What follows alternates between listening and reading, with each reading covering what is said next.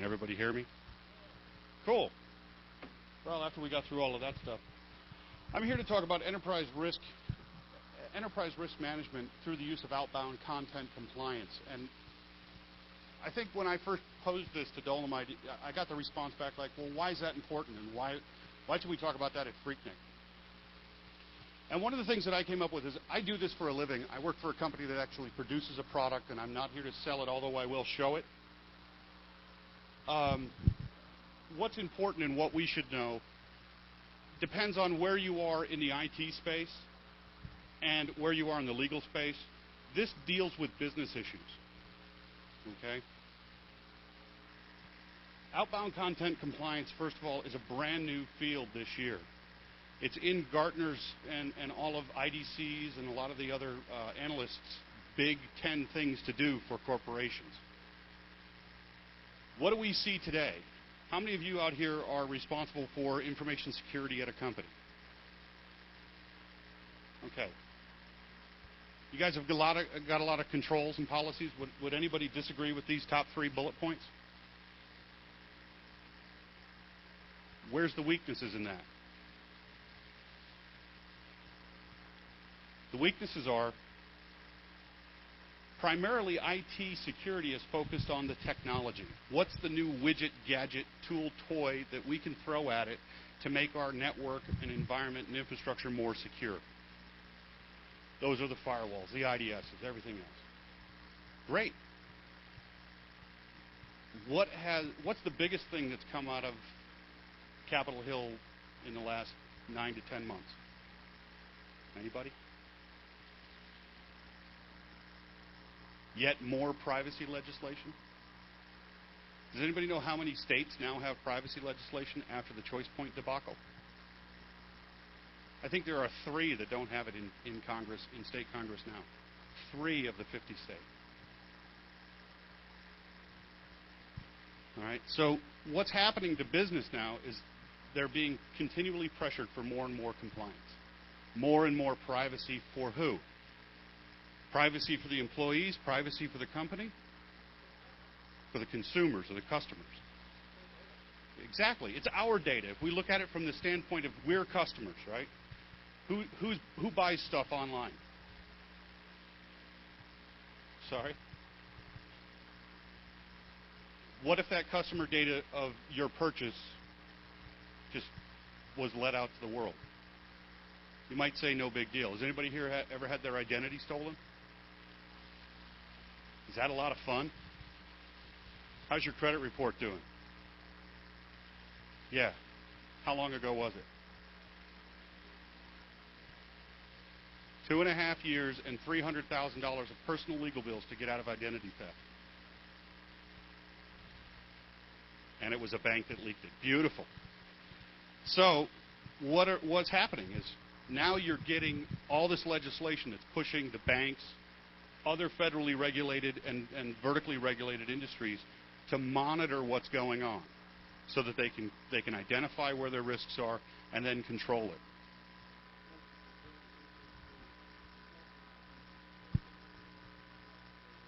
Absolutely. We've got HIPAA privacy regulations. I've got a slide, perfect segue. I'll give you that money later. We've got HIPAA, GLBA, Sarbanes-Oxley, California State Bill 1386, and every other state has now joined the foray in state legislation on privacy. GLBA is the Graham-Leach-Bliley Act, and it's named after the 3 senators or congressmen who put it together. And GLBA is about identity theft primarily targeted towards children, but it's an all-encompassing piece of legislation. Okay? Why do you care about outbound compliance? You either work in IT or you work for the company that's going to deploy outbound content compliance. Okay? We are at a HackerCon, so one of the things I want to point out here is I'm bringing this here because there are a lot of people in the space that don't realize that this may be going on in the organizations you work for today. And what does that mean? Well, it means you could go to jail for breaking their policies or procedures. You could get fired. things of that nature. So I want to bring to your attention the strengths of these solutions, and if you're an IT staffer and you're looking for a solution, that there are these solutions out here today. But we're secure. We spent all this money, right? All this money we spent, and we got all the toys. Are we secure? Do we know where the data's going? All right? You've got to see what's leaving the network. I can't tell you how many customers I've been into to talk about this problem when I'm wearing my sales hat and my lovely corporate sales shirt. And I ask them, what's your outbound firewall rule set? Oh, we block IRC. Okay. I got that one from a fairly sizable company in Atlanta. I said, so what else do you block? Just IRC. So you've got a rule set that says any allow, except for 6666, 6667, 6668, 6669. Yeah. How's that working for you? Okay. Soft, chewy center still exists. When you deploy a solution to look at outbound content compliance, what you end up with, or what you see, is that we come into a risk life cycle where people have got policy, procedure, and guidelines, and they've got technical control. But they've got very little audit and verification. Anybody here an auditor, an IT auditor, security auditor? Okay. I think you'll certainly understand this. Audit and verification is, oh yeah, we did it. And yet, oh yeah, it doesn't matter what's on the network. Hey, as long as that checkbox on the form is checked off, by God, we've done it. Okay? And you laugh. Perception is reality. Perception is reality. If I stand up here and I say something that makes Dolomite angry and upset, then I've upset Dolomite. Perception is reality. And that's a big key when you're talking about audit and verification. Exactly. There, you've got it on film. I bow down to Dolomite. Audit and verification is one of the things that an outbound compliance engine can do. It can actually prove that you are doing, as an organization, what you're supposed to do. Question?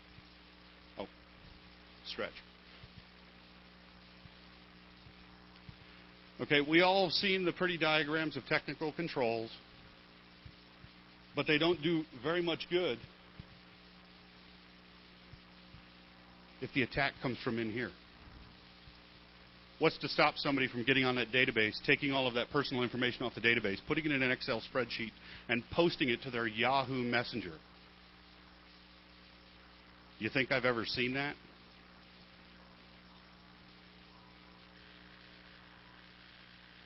I don't know if you can read this, but the big problem here is, especially in financial markets, or any financial plans, any publicly traded organizations. What about, hey, what's the company going to do 2 weeks before they release fourth quarter earnings? Can anybody see where that might be beneficial? It's called what? Insider trading. The SEC doesn't like that a lot. Okay? The leak of regulated private customer information, Social Security number, credit card, health insurance information, HIPAA, as was mentioned earlier. You name it. All right? Increased legal exposure for the company. What if somebody's sitting there surfing porn all day? Sorry, Maxie. Yeah, I know it helps your business, but it creates hostile work environment lawsuits. Anybody know what they settle for? Start looking around for somebody else surfing porn. You'll get about $2 million to shut up. It's the average settlement cost today. All right. For those of you that work in information security, I want you to think about these questions that are going to come up. Would you know if a trusted employee pasted confidential acquisition information into a webmail message and sent it to your competitor? Is there any way for you to know today? All of those controls that you spent all that money on, how did that leak happen? They're going to ask you.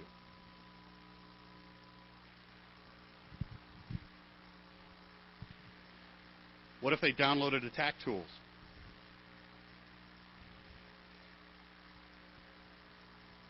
Would you know? Do you know if somebody went and downloaded Nmap? I'm not saying Nmap's necessarily bad, but if they plan on using it to scan your network and identify your weaknesses, well, there's a start. Anybody ever seen internalmemos.com?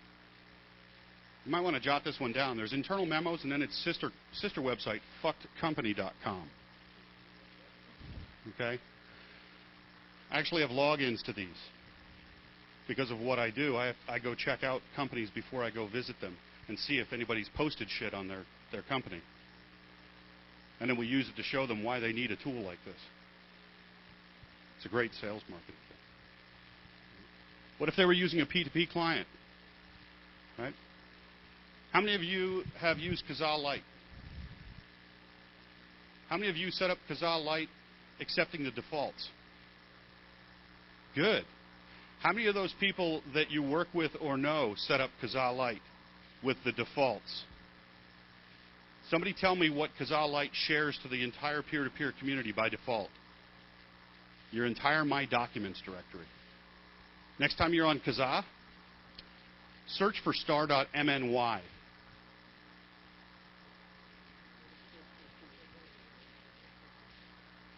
Search for financialstar.xls.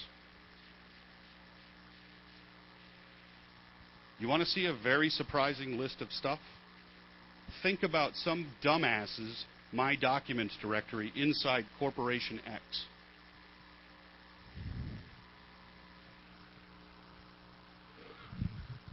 Here's just some info from the 2000 CSI FBI security survey. General boring stats. And here's really where the exposure comes in. Where's the risk? And if you think about this from a business standpoint, this is the business risk to that internet access and all of that data that goes in and out of the corporation. Any one of these is a leak point. Now think back again to those controls. How do you stop this?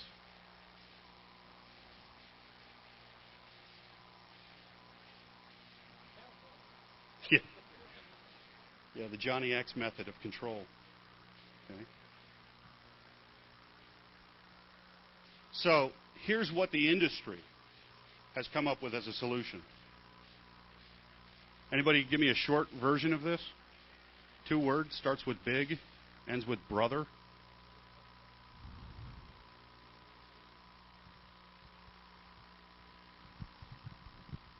It's going to, of course, do analysis. They want to match user identity, and the product that I sell and work for does that very well. And it would be very, very difficult to spoof. The competitors' products also do it very well. They're primarily focusing on the legislative issues in the organizations that you work with, primarily. That's not to say the products don't also look for other things, like surfing adult when you're not supposed to. How many of you know about Google skirting? Going to Google and surfing for porn? Looking through the cached pages? All the URL blockers let it through because it's cached off of Google. Well, I can tell you that a major retail company that uses our product in Atlanta fired 87 people last year for purposefully going around their WebSense controls and surfing porn. And not one of those 87 people had a tenure less than 8 years at the company.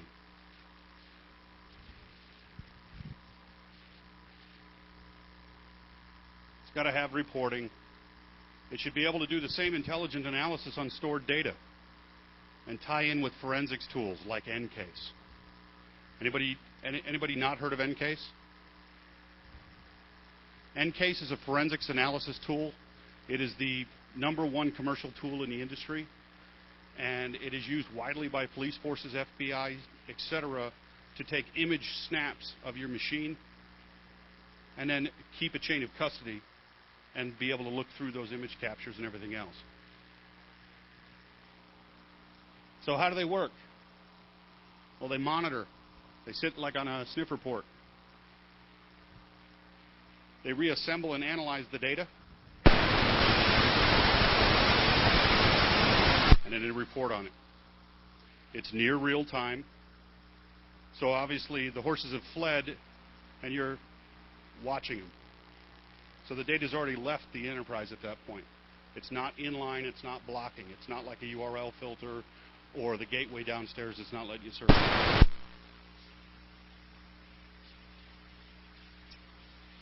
The product that I've got here to show today is broken up in this way. It's basically got some controls, the analysis engine.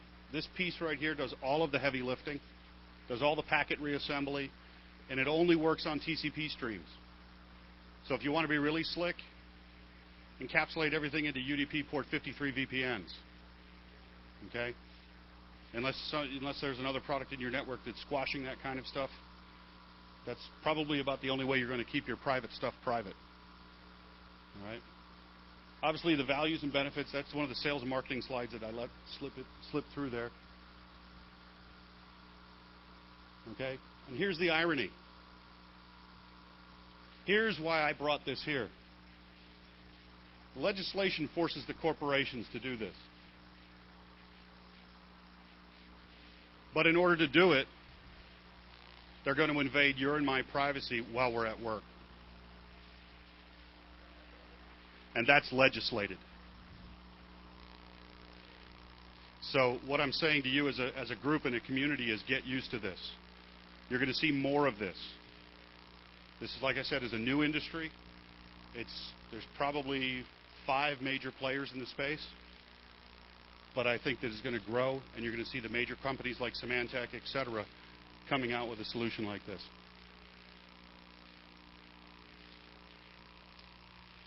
I can tell you right now that I know for a fact that they're in all of these verticals.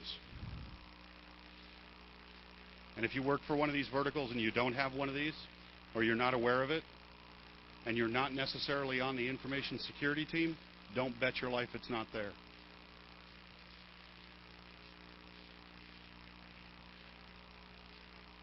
Or don't bet your job it's not there.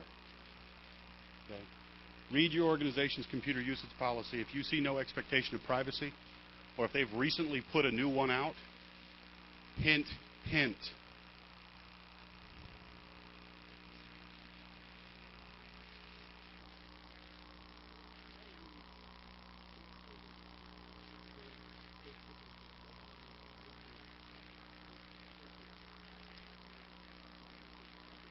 No, it depends on the product. For example, the product that I work with, we pass it and log it, and we note that there's SSL encryption being used, or somebody's using SSH, somebody's using encrypted PGP. And why is that important? Anybody work for a company that has a large call center? Okay, if your call center employee all of a sudden started sending PGP encrypted mail, and you don't use PGP for your encrypted mail solution, is that an indicator? Okay, that individual may be doing something that's contrary to the company's policy, especially like a unnamed credit card company that we went to down in Florida that exactly had that happening. Ended up the individual was actually selling credit card data, selling identities right out of the call center. Okay. Here's an interesting one. This is a large regional bank, 40,000 employees. They were in the midst of a hostile takeover. Somebody was leaking insider knowledge. They brought the product in. The results, 18 hours later, they found out who it was. Because they monitored the outbound data. Needless to say, they bought the product too. Okay? It saved them hundreds of thousands of dollars in a whole bunch of things. So they're going to deploy this stuff, whether you want them to or not. Right? From the business standpoint, if you're a business person, this makes sense. This is cost savings. This is risk reduction. Okay, we have another case. I have another case study up here. A computer storage company, and there's only 3 major ones anyway, so you get to pick. It was another acquisition issue.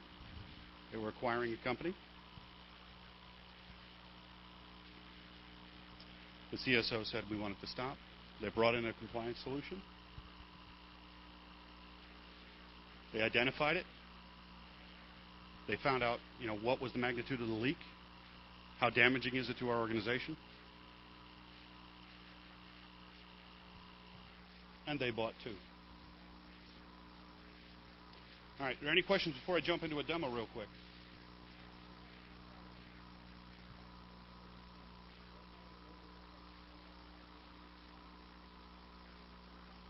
Yes, we have. Yes, we have.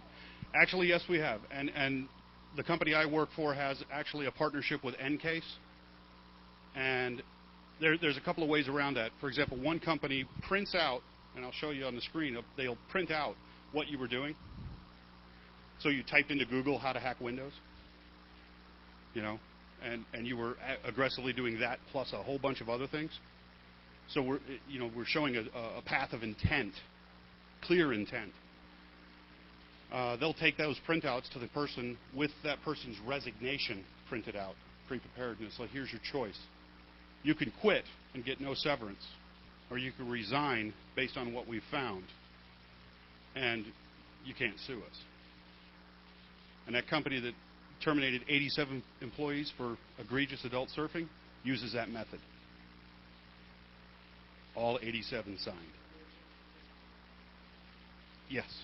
Because they don't care. They do have forensic data to back it up because, like I said, we are partnered with Encase, and this particular company uses Encase as well. So what they did, they went and Encase snapshotted the machines under the guise of, oh, we just got an alert, your computer's virused. Yeah, and they go get, they've got the whole forensics data line as well in case they have to go to court. But they want to avoid court simply because of the costs. No company wants to take an employee to court.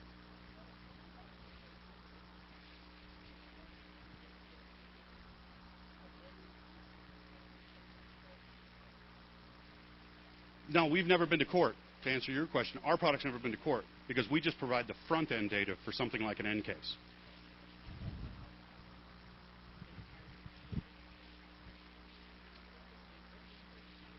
No, I understand. Right. I'd love to take that offline with you. Love to. Another question. No, it's not a SIM-based product. It's considered Outbound Content Compliance by IDC. Yeah, it is. It's an IDS backwards, but we're also looking at content. We're not looking at packet attacks or anything else. We're not looking at URLs. We're looking at the content. Well, we're going to see that in the content, right? We can parse several types of IP or TCP content. The stuff we can't parse, we still capture anyway. And the thing about our product is we only store the things that are events. So if I send an email to you and there's nothing in that email message that raises a flag, hey, I'll see you for dinner tonight, whatever, it doesn't get saved on our product. It doesn't get saved in the database. It doesn't get logged as an event. So all the good stuff that goes by. Or SSL, if they're not looking for SSL. We have customers that turn off categories like adult. They don't give a crap. They'll turn off shopping, because they told their IT people to buy stuff on eBay. But you can also regulate it down to what subnets and everything else can do what, or to look on what subnets for what.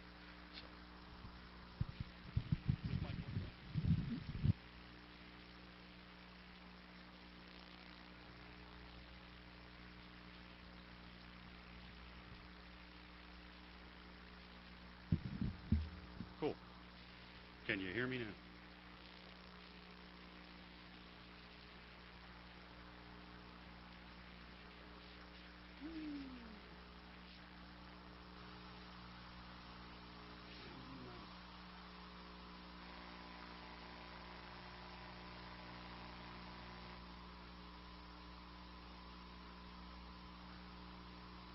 Yeah, I don't know if we can focus or not.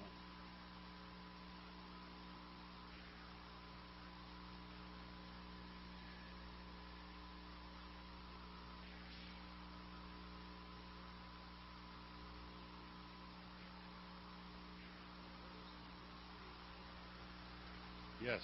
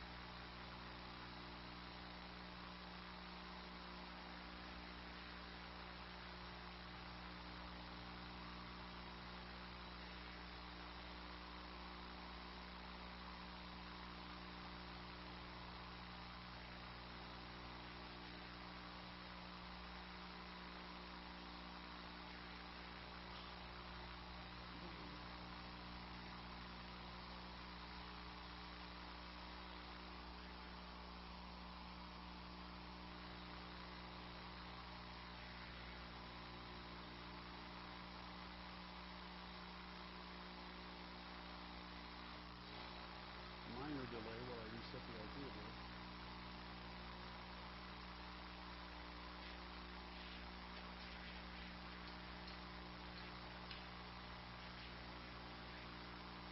Yeah.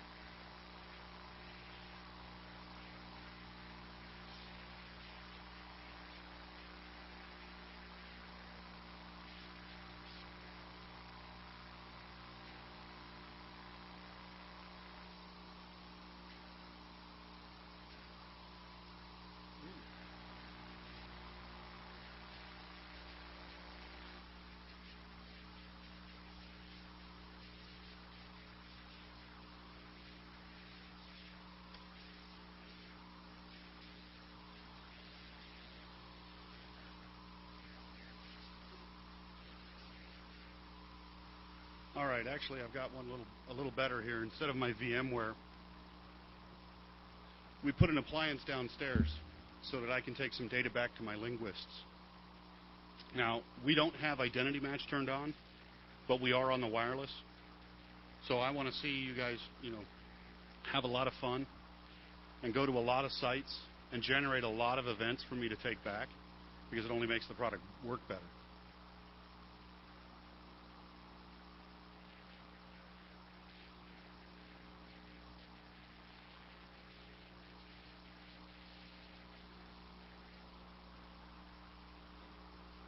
Okay, so somebody had asked about encryption. We do not decrypt encrypted data, but we can note that it's going on. We see the from and to hosts, so somebody's, SSHing out to their box out in the world somewhere. We don't see the passwords. We don't see anything else.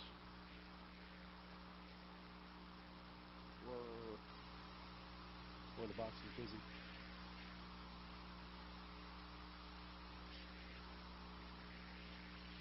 And it looks like I just lost connectivity.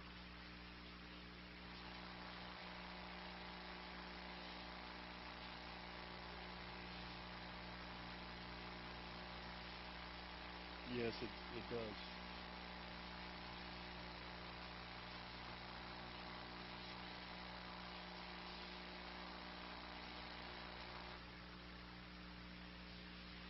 Yeah.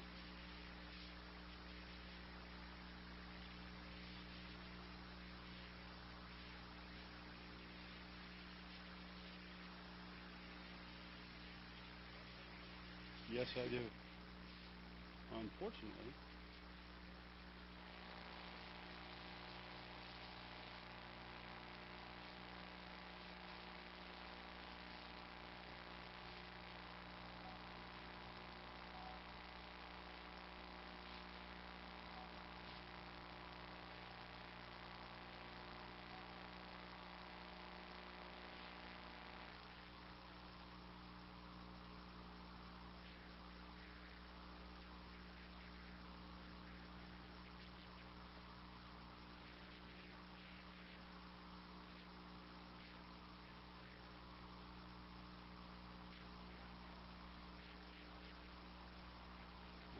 this over the spotty signal. All right, what we've seen so far is some webmail, some encrypted SSH and SSL.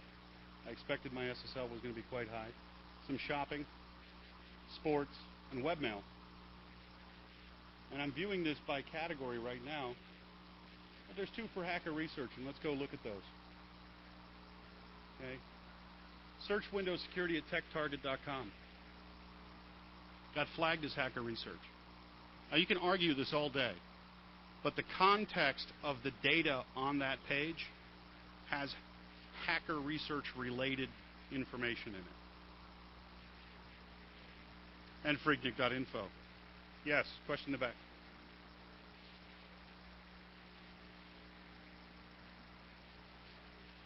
There are keywords, and the keywords are weighted.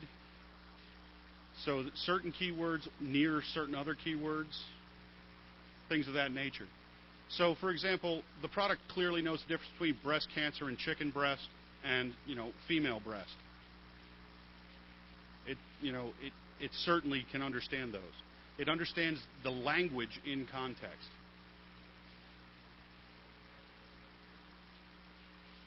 No, actually, our linguists back in Denver actually create this.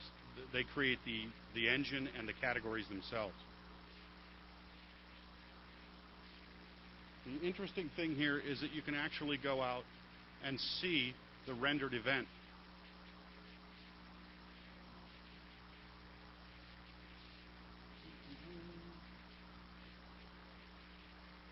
Okay, so there's the data of the actual HTTP session.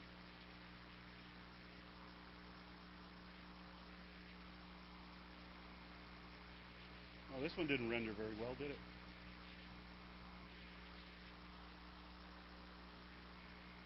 Lovely. Ripped up the JavaScript. Ah.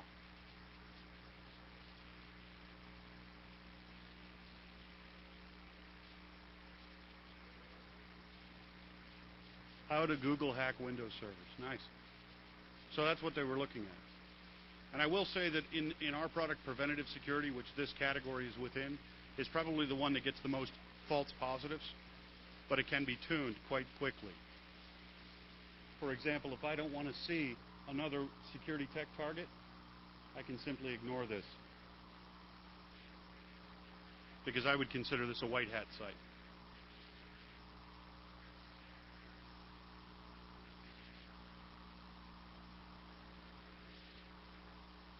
I'm sorry?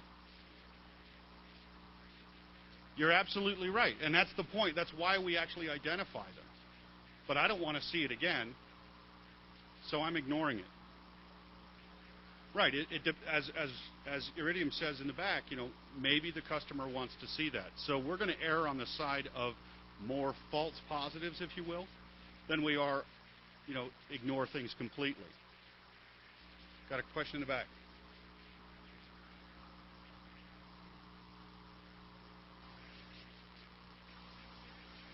If it's not an event, how long is it cached in the system?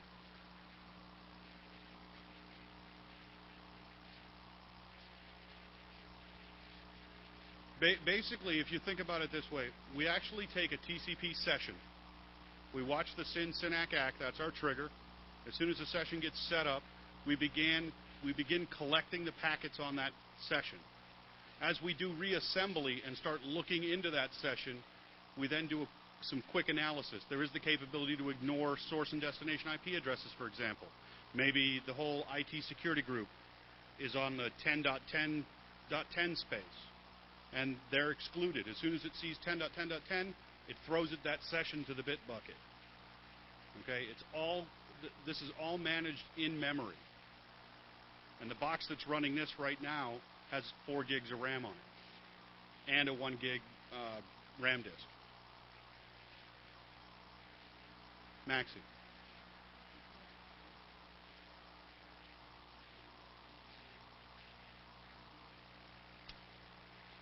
So how do we do name resolution all the way down to the user? This product has 3 separate methods, primarily geared around Windows and Active Directory, because that's the flavor of the day in corporations. One of them is a small executable that runs at logon. that actually grabs locally the username, the MAC address, the IP address, and the host name, and forwards it to the appliance. The appliance caches that information. So you log out, and I log into that station. The script runs again. Exactly. And another way that we do that is we integrate with the Active Directory and the DHCP servers and drag their logs. That's a second method. And the third method is to use, I don't remember. I never use it because it's not as reliable as I would like it to be. So I only use those two primarily. Question up front?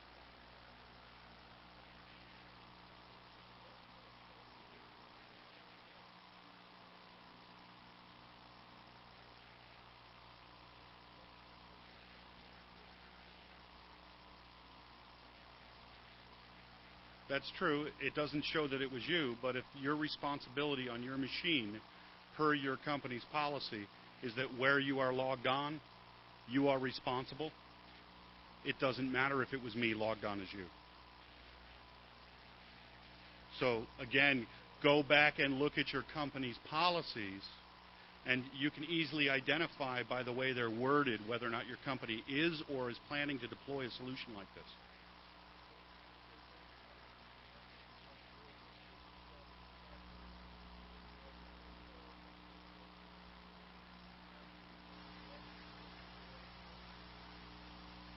Well, in my world, you have to lock the screen when you walk away, regardless of what's on it. Because I'm walking away leaving an open system for Shadow to have fun with. And as much as I like Shadow, I don't trust him as far as I could throw it. And with a hurt arm, that ain't very far. No offense, Shadow. Hurt. There he is.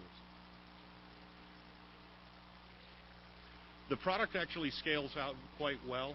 It's a multiple collector to a single console type environment. This particular one that's downstairs is a standalone unit, but it can be distributed. You can put them anywhere. The interesting point about our product is, unlike our competitors' sales hat, we don't sell it by the number of collectors you have, like ISS does their IDSs. We sell it by the number of users you're protecting. Okay, so if you want to deploy 500 sensors around the world, you pay the license fee for the number of users. You can deploy as many sensors as you want. It's just a hardware incremental.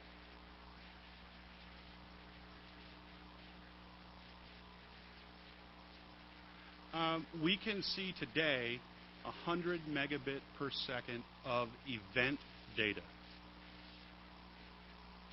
before the box begins to backlog. Now, when I mean event data, that means bad stuff in session. We've got those sessions reassembled, and they're going to be flagged or are being in the process of being flagged as events. We can see 100 megabits of throughput. So we can drink off of gigabit pipes without a problem. It's just if there's a gigabit of solid traffic that's bad, we're going to drop some. And there are ways around that with load balancers and multiple boxes. Well, in your network, all you have to do is set up a little FTP of a couple of directories of porn, and it's going to shut the box down. Yeah. Okay. One of our competitors does this all on Windows. Have fun if you find that box. And I've actually got a present if somebody can find me some Vontu code. Vontu is one of our competitors, and I'm looking for their code. Just so I can review it. I don't need the uncompiled code. I'll be happy with just the binaries. Okay? That's VONTU. jnoble@gmail.com. I'm serious about the prize, too. I see another question over here.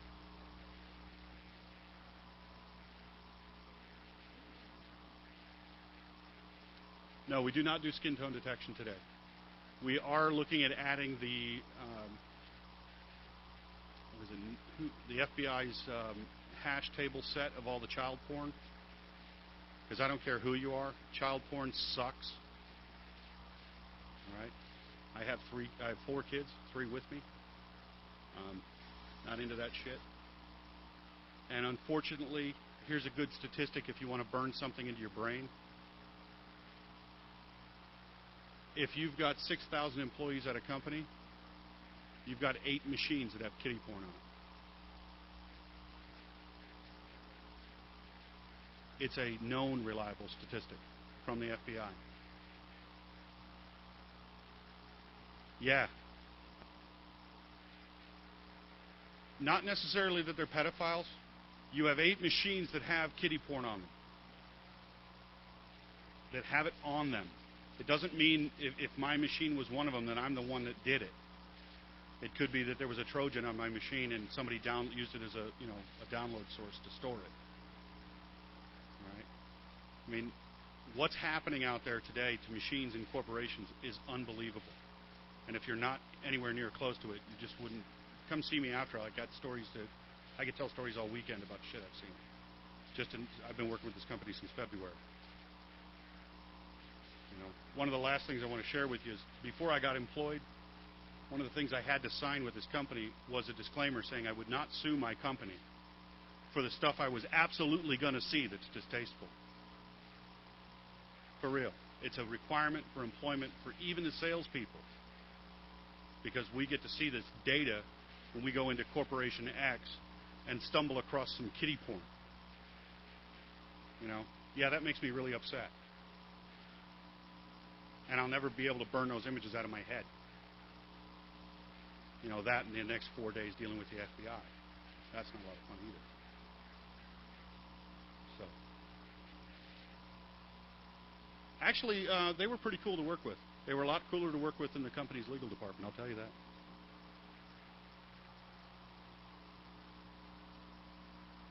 Oh, we got some more shopping. I expect I'm going to see a lot of shopping. Oh, look at that. That's just beautiful. Fecalface.com.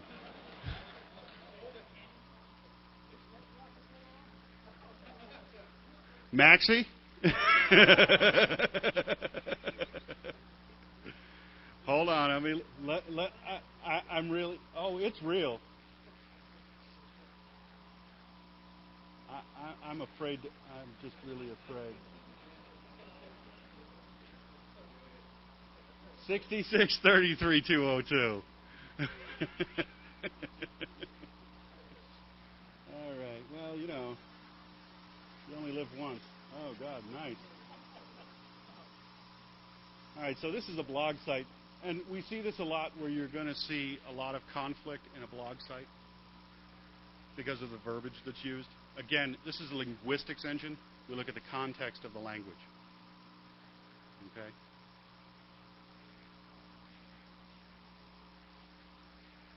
All right, so that about wraps up my time. Is that fair enough? Is that right? I got time for any more questions if anybody wants. Yes. Multilingual. No.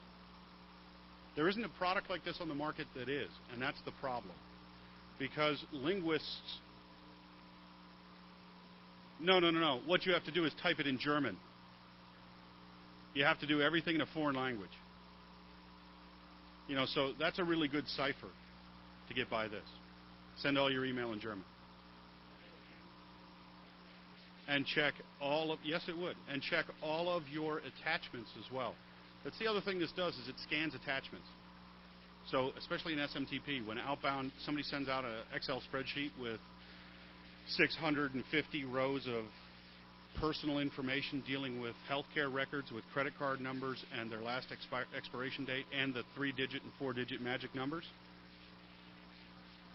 Gee, I've never seen that before. We catch it. And we also use hashes from the Social Security Administration and the credit card companies to verify that those Social Security numbers are actual, real Social Security numbers. It doesn't matter. It doesn't matter. Yet. Doesn't matter. We catch it.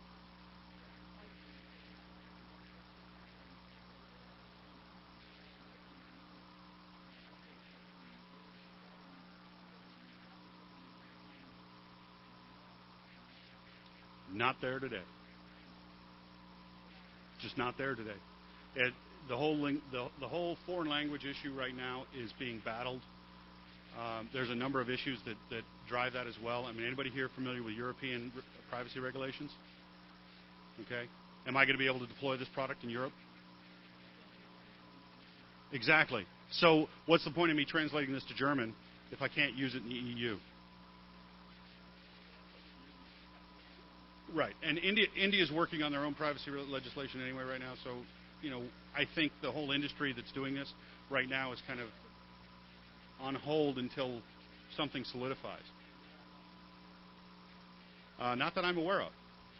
And if you are looking for a job and we are hiring, you're going to have to move to Denver. Yeah. No thanks.